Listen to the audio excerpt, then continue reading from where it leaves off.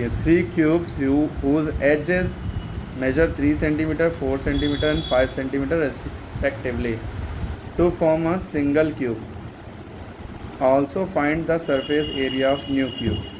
3 cube हैं जिनकी साइडें दी गई हैं। एक पहले क्यूब की साइड 3 सेंटीमीटर है, यानी इसकी सारी साइडें 3 सेंटीमीटर होंगी। दूसरे क्यूब की साइड 4 सेंटीमीटर है, यानी इस क्यूब की सारी साइडें 4 सेंटीमीटर होंगी। और तीसरे क्यूब की तीसरा है 5 centimetre respectively to form a single cube. Also find the surface area of new cube. तो आप इसको कैसे करेंगे? कह रहे हैं 3 cube whose edges are to form a single cube. इससे सिंगल क्यूब बनाना है, बताइए कैसे करेंगे।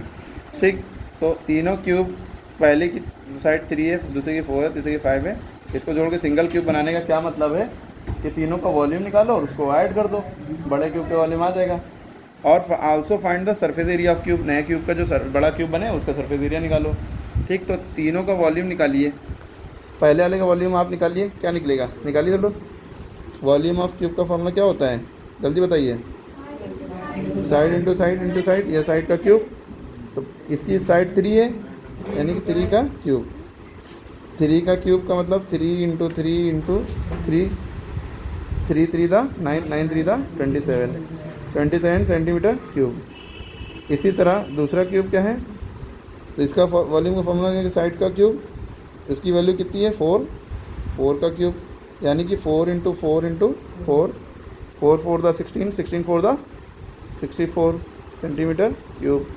तीसरा क्यूब कितना है, वॉल्यूम ऑफ क्यूब का फॉर्मूला आप फिर लगाएंगे। साइड का क्यूब 5 का क्यूब, यानी कि 5 इंटू 5 इंटू 5, 5 5 दा 25, 5 दा 125।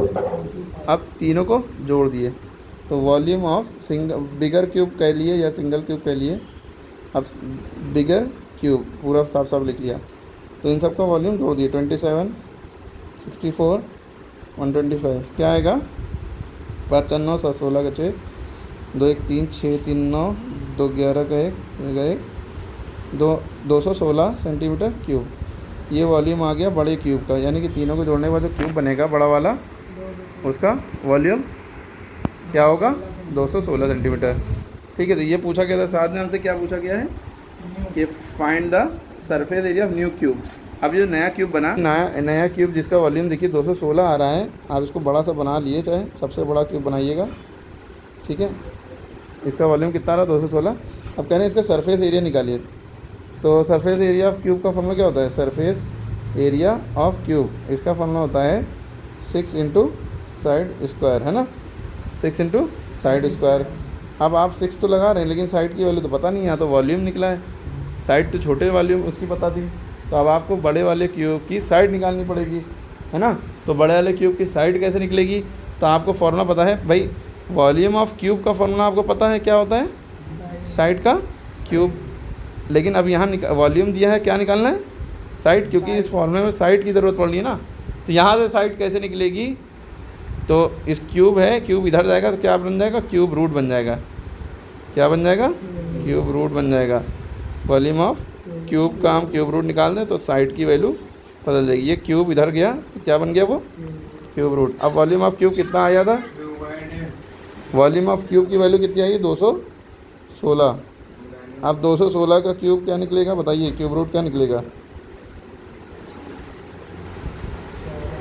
रूट निकालने का तरीका ये है कि आप 216 का फैक्टर कर लिए, आप 6 से करिए डायरेक्ट। 6 3 था 18, बचा 18 तो भी कितना 36 बचा ना।